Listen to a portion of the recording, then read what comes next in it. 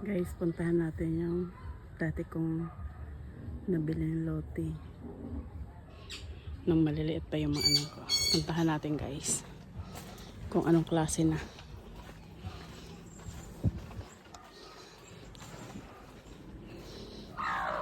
Ito yung daanan namin dati. Wala pa yung mga kabahayan na to. Kami pa lang. Ayun, punong-puno na sila.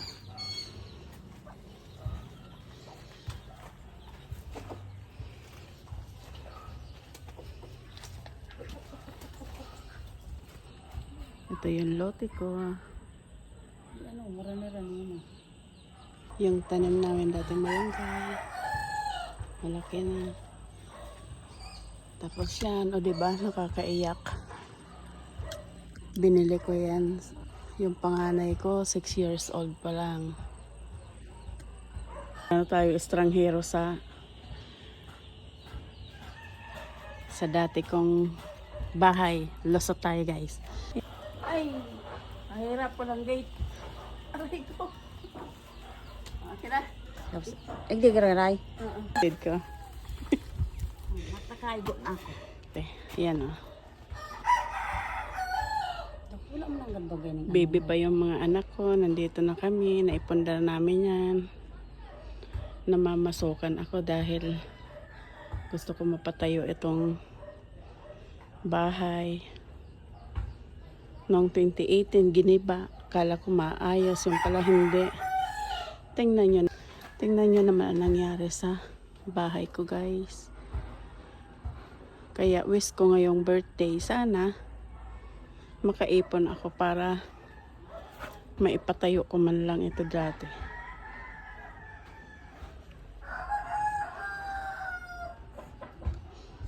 Ang CR namin dati. Tapos dito, diyan sa may saging, kusina, lutuan talaga. Tapos ito, dito lababo. Tapos yan, ayan na yung kwarto namin.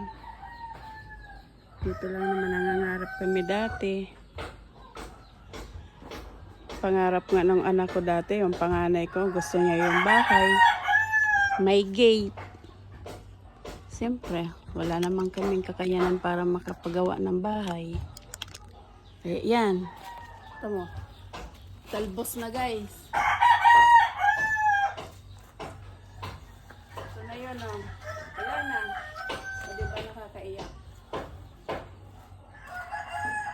Tapos dito yung entrance. Kaya, paano ko kaya ito maibangon? Mataas pa naman ang mga materyales ngayon.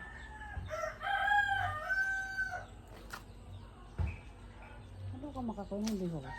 Parang ganito. Pag pumapunta talaga ako dito guys, kahit anong gawin ko talaga naiiyak ako. Sabi ko nga, hindi ito mabili ng milyones. Kasi, pinaghirapan ko talaga ito maipundar. Dahil maliliit pa yung mga anak ko. Kaya, ayoko talaga pumapunta dito. Kasi, naiiyak talaga ako. Pangarap ko lang to, maipatayo. Kabili ako ng lupa. Tapos unti-unti ko napapatayo. Tapos nakapagpaano ako ng kuryente. Dala-dala ko yung bangso ko. Pamasukan lang. Tapos anong ginawa nila?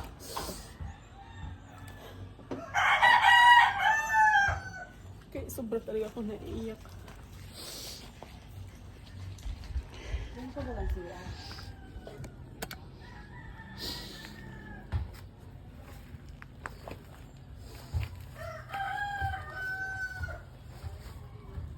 Tapos ito oh. Talbos na yung nakapalit. Kala ko maayos to, hindi pala. Kaya ito, sobrang talaga ako naiiyak dito guys. Hindi ko alam kung paano ko to maitayo ulit.